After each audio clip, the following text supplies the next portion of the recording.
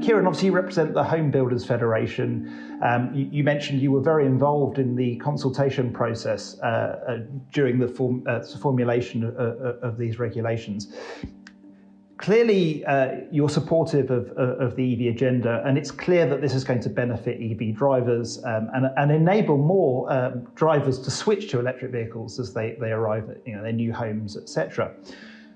But how do we balance the benefits we're seeking to get with this with the potential burden on landowners, home builders, etc.?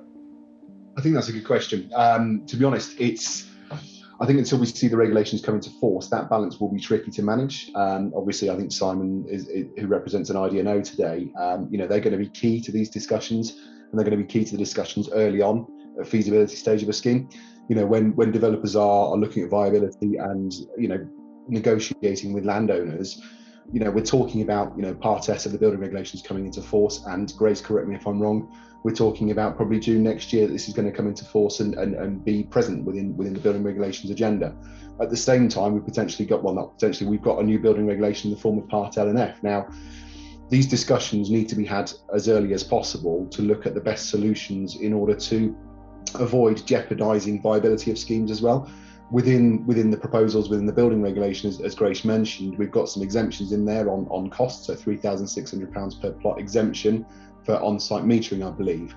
Now, obviously, our industry, we want to take forward EV charging, we want to take it wholesale as well, but we have to be mindful of the impact on infrastructure. We have to be mindful of the ability to secure points of connection early when we're having these discussions with landowners and negotiating those deals, because we've seen in the past the costs of off-site reinforcement and on-site reinforcement can potentially, in some instances, negate the viability of a scheme moving forward as well, if you've got to tech across third-party land as well. So it's about managing that balance, as you say, James. As an industry, we want to do it because actually, why buy a new build home which hasn't got up-to-date technology in it? You want that sort of parity.